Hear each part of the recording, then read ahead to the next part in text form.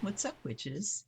It's Luna, and it's Samhain season, and I thought it would be a good idea to do a few videos on decks in my collection that are very appropriate, if not explicitly so, for this season. This has been a gargantuan task because if you look at it, pardon me, you could make an argument that every single deck in my collection is appropriate for this topic because Samhain is the time for divination, right? It's where the veil thins. Whether that's plural or not is an open question to me. And so, I could pull every single frickin', especially tarot deck, and, any deck that's a fortune telling y deck. But I didn't do that because there's 350 of them. So I want to start out by kind of easing into the topic with decks that are just have kind of a dark vibe to them that are appropriate for autumn, for going into the dark half of the year, just not like specifically, explicitly Samhain or Halloween. Okay. So let's start with getting me out of the way. How about that? Okay. I have a lot, you guys, even whittling it down to, the parameters that I decided to set, it's going to be hard. But we'll start with Tarot of the Hidden Realm. And this one, and this is by Barbara Moore and Julia Jeffrey. This one, just because it's the hidden realm. And as we go into the dark part of the year, and this was Annette Klein, so thanks to her, as always, whenever you guys send me a gift deck, every time I get that deck out, I speak your name and offer you blessings. So, Annette Klein, I'm offering you blessings. So, look at the first one here called Shadow Dance. And just the vibe of these cards have that deep, dark, mysterious feel to them. Of course, there are some that are brighter, but just the fact that we're talking about the Fae and those in the hidden realm now, and I did not pull all of my fairy decks because they're not all appropriate to this topic. I mean, the Fool is nice and bright, but you can see that most of them have this at least mysterious look to them. So this is a really good deck to use going into this part of the year when you are starting to look deeper into maybe your shadow parts, your unconscious.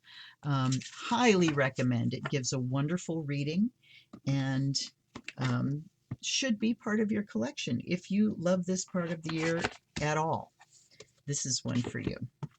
I'm going to have to just throw them back on the bed here. Pyewacket is on that bed. Of course, you cannot see him. He is the Abyss. And speaking of the Abyss, the next one is Tarot of the Abyss. Now, the name alone kind of got it pulled for this topic, but also just it has that vibe as well. This is not, a nice, bright, summery deck. Just the fact that it's black and white. The season kicks off with the autumnal equinox. And so we're dealing with that whole balance between shadow and light. And this deck also pulls no punches, even though it does give you two different Three of Swords and Ten of Swords cards. So you can choose, how deep and dark you get with those meanings. I keep both of those in the deck because they both have a place.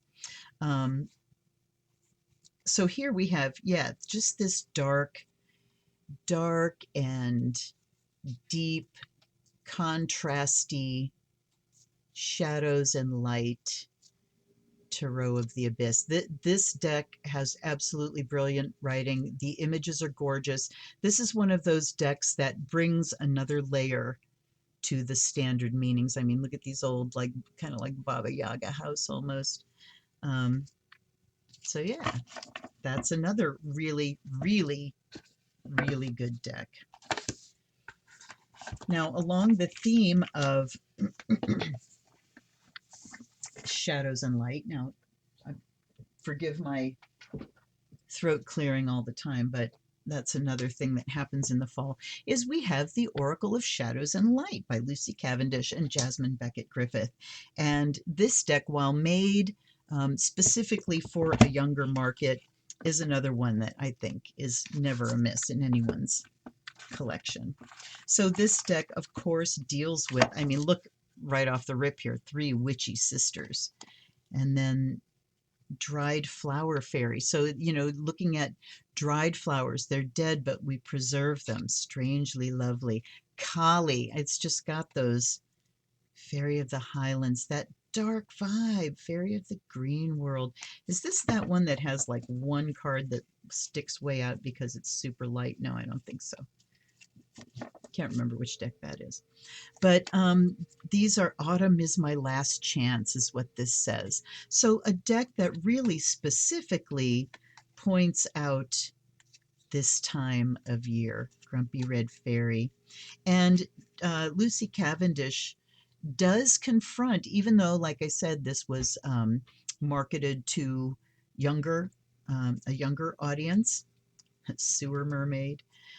She does not shy away from tough topics.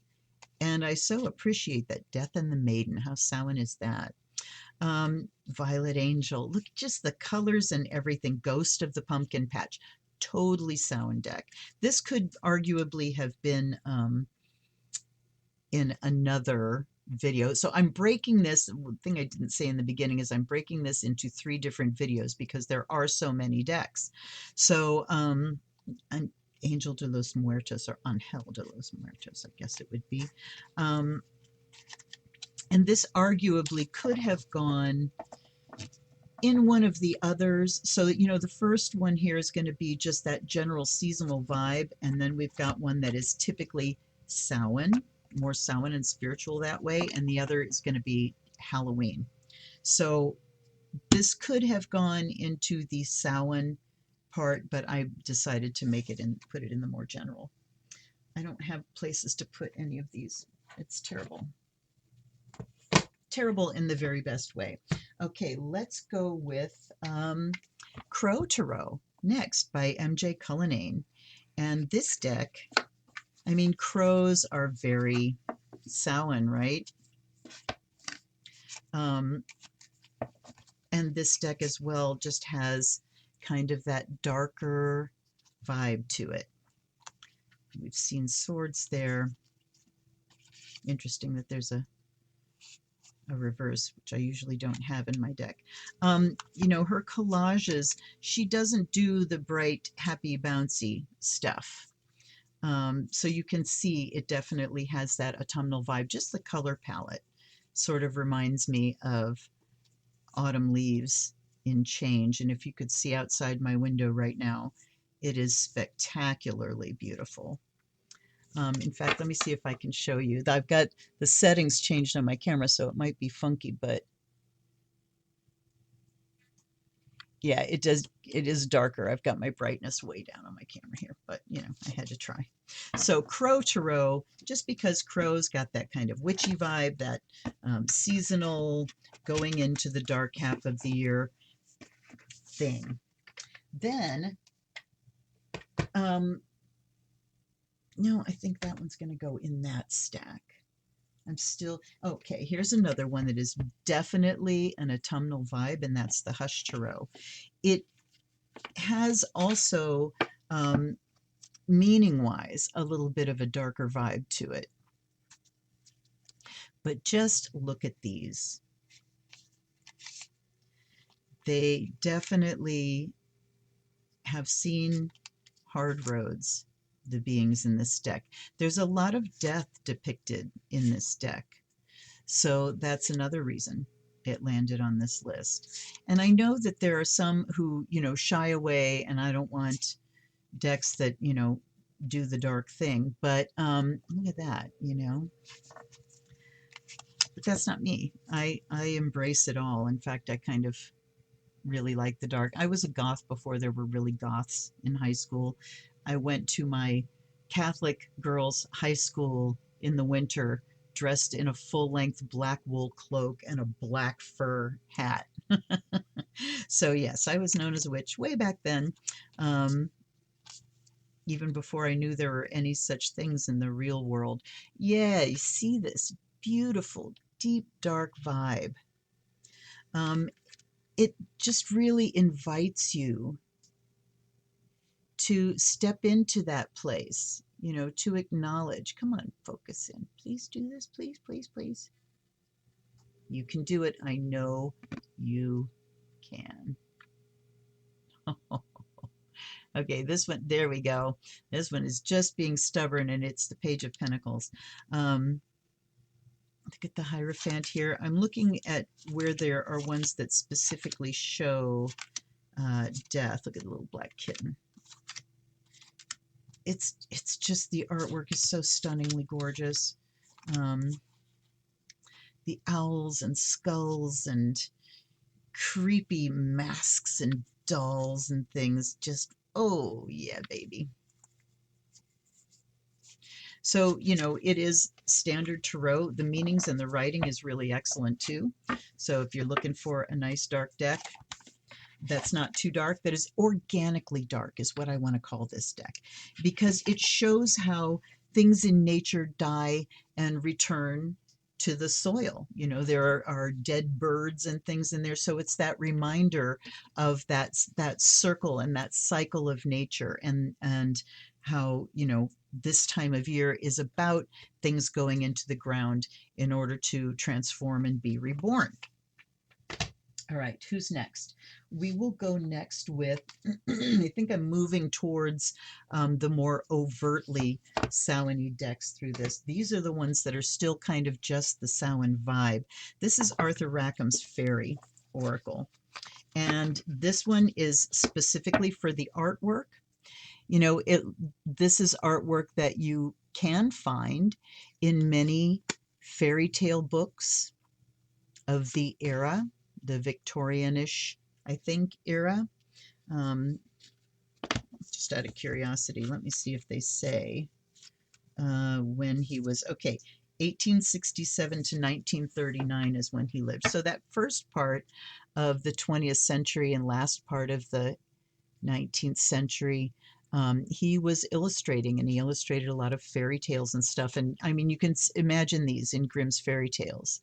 They are, again, exquisitely beautiful, but they have that darker, dangerous vibe. It's just dangerous.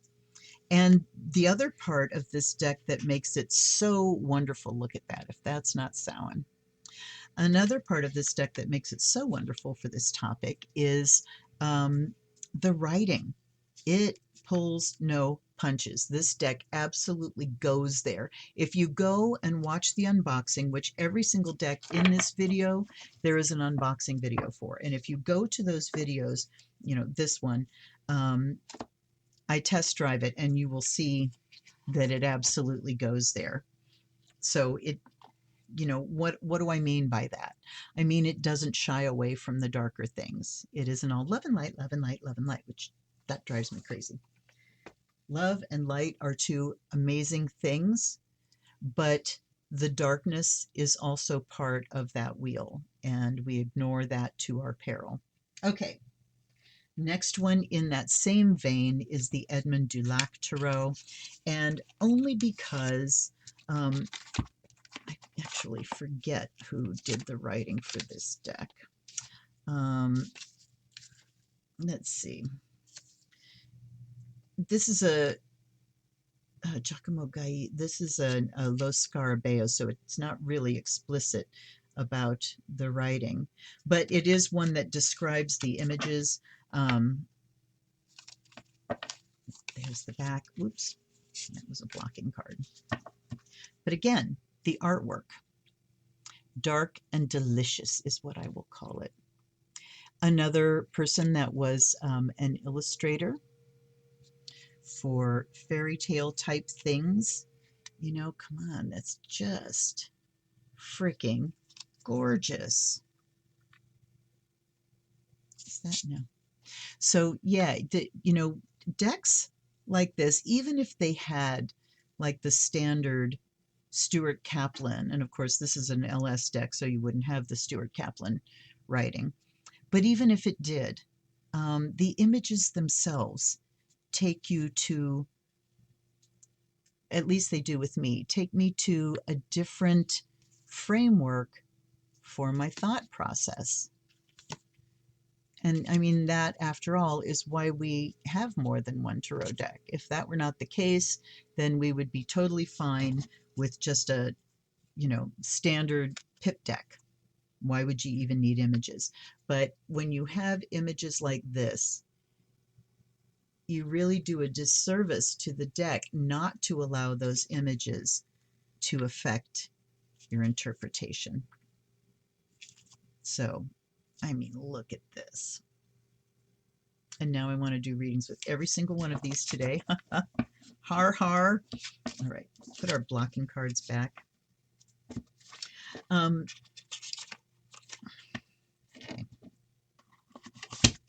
Now,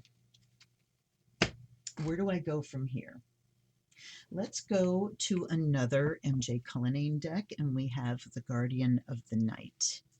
Just the fact that it mentions night makes it appropriate for this season. The back. These collages are a little bit more colorful, a little bit less of that, dark and dangerous crow vibe, and that's because we are drawing from all of animals now. It's not focused on one. But still, the fact that it's Guardian of the Night and there's bats draws you to the night side of things, draws you to looking at, look at the High Priestess, to looking at the unconscious and what lives there in the shadows that may be ready to lift up and confront you with something that you need to take care of, right? And this is thank you to Tavia. Tavia Childs bought me 2 of my 3 MJ Cullinane decks. So blessings to you, Tavia. All right. Then we will go, since we're talking about night specifically, we will go to Tarot de la Nuit. This arguably could have gone in another one of the collections for this topic, but it didn't. This is LS. Yes, this is also an LS deck. And this one could have gone into like the Halloween part because it does have like vampires and stuff in it. But it sort of bridges that gap. So we can use it, call it more generally dealing with the night side of things. Hold on. Oh, no wonder it was confusing to me. It's the Hanged Man, so it's upside down. There we go. The artwork here is what really, I mean, it's called Tarot of the Night for a kickoff, but the artwork itself really rises to that name. I mean, look. Another deck that would have great costume ideas in it, except for, I'm not down with all the sexy versions of things. Sexy ghost and, all that kind of, and look at, we've got the fates here. This is so good for this time of year. This deck I have edged, so that's a self-modified deck.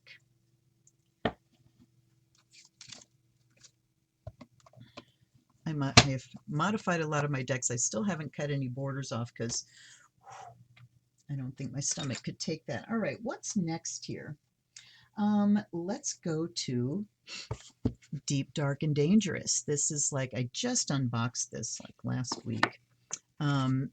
This is by Stacy DeMarco. Have I been telling you who's the author? I haven't. But, like I said, each and every deck, I am going to do timestamps on this, and perhaps I will drop a link to the unboxing of each deck if you want to see more about it. So if you're new to my channel or you found me on a search, this is your entryway to look at how I give decks a run.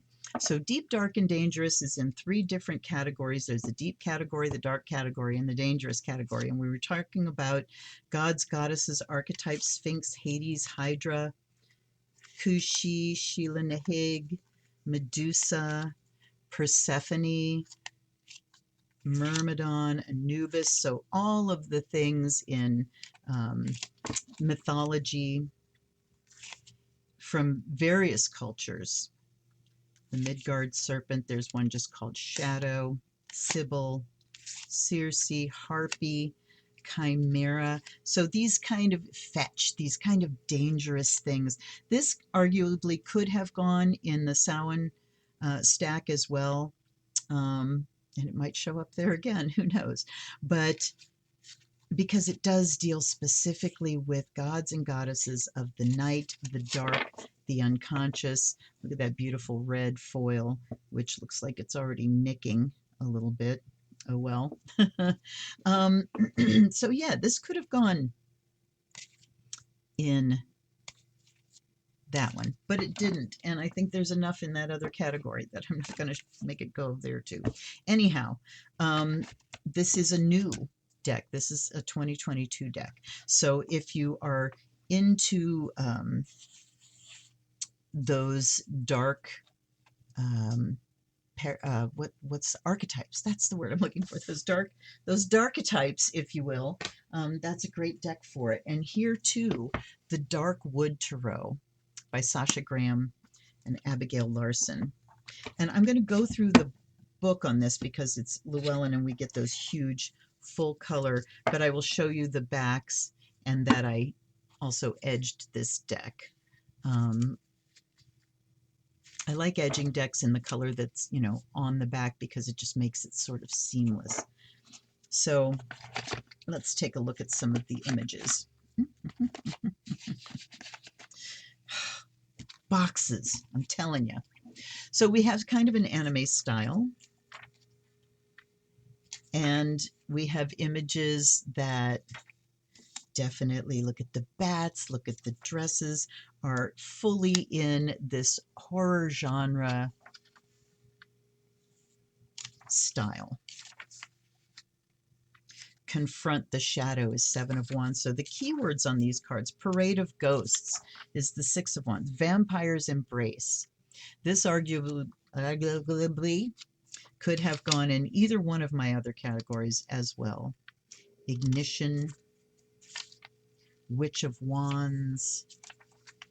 You have passed the point of no return. Portents are seen in the mind's eye and felt in the body. I mean, these are just so appropriate to this season. So I think this deck is getting a little bit closer to both of the other categories that you will see. Pardon me again. I will stop pardoning myself now. And then to wrap things up are 3 decks that are just strictly the vibe, the artwork, even just the name are appropriate to this season. And here we have our first Lenormand deck. I mean, the back is beautiful. And look at the black shinies on the side. And this looks like it's wearing off here too. That makes me very sad. But we have shiny black sides, and I didn't do that. It comes that way. And then just this style of kind of creepy, dark, gothy, kind of tattooy looking.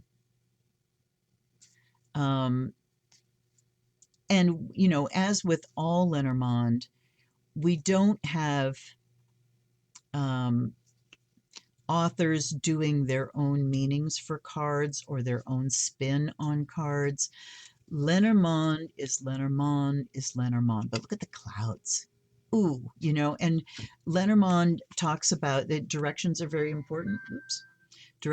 Directions are very important. For instance, there's always, you know, a light side of the clouds and a dark side of the clouds. That continues here, even though they're very dark and dangerous looking. So yeah, the artwork in this is fabulous. So if you're a Lenormand reader, you really can, once you have that system under your belt, you really can move between all Lenormand decks. You can just grab any Lenormand deck, and that's going to be, you know, it's going to read the same as others, theoretically. We have the Shadowland Lenormand. And this is one deck where the author does kind of branch out and give a message from them, so it can be read like a regular oracle, but the keywords for the card, for instance, fox, camouflage, charming, strategic, well-spoken, birds, travel, busy, work. But you know what? It doesn't. Birds are like, okay, so she has a shadow message with these. So anxiety, chatting, gossip, that is really the basic meaning of birds in Lenormand, but she separates these into keywords and then shadow, the darker side of it. And we've got the gilding. And this is, you know, adorable horrible is what I would call this style. It reminds me a lot of Edwin Gorey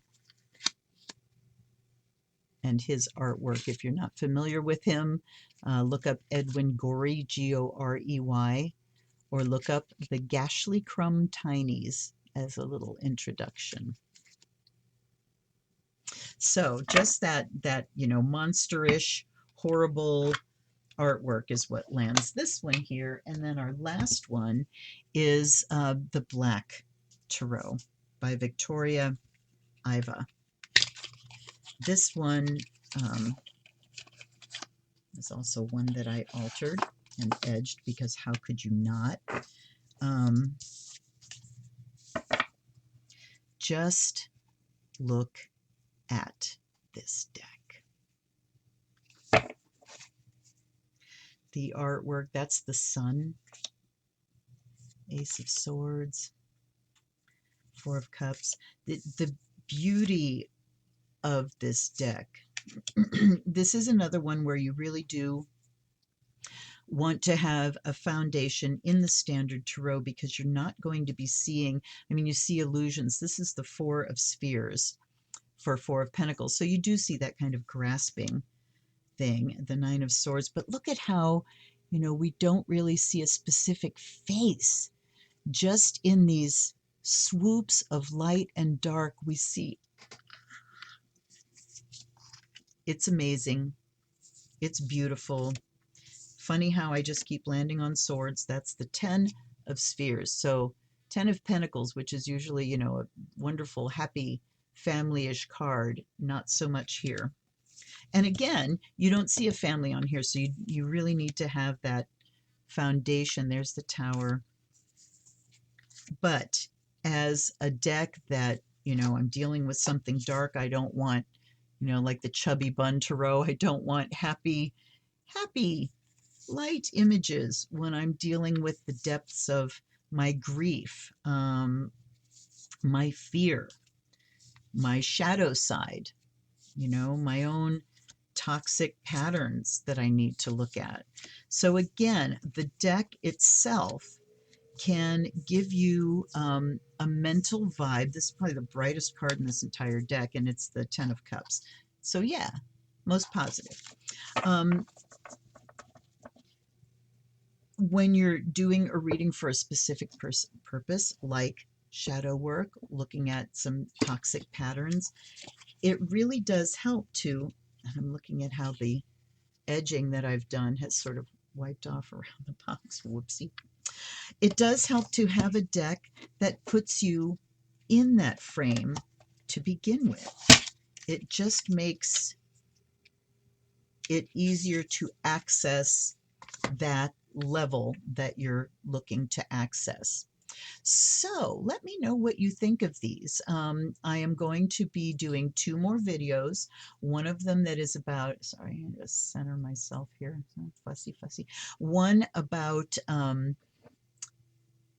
the Halloween side. So that's going to look at like cultural practices that are not grounded in traditional spirituality.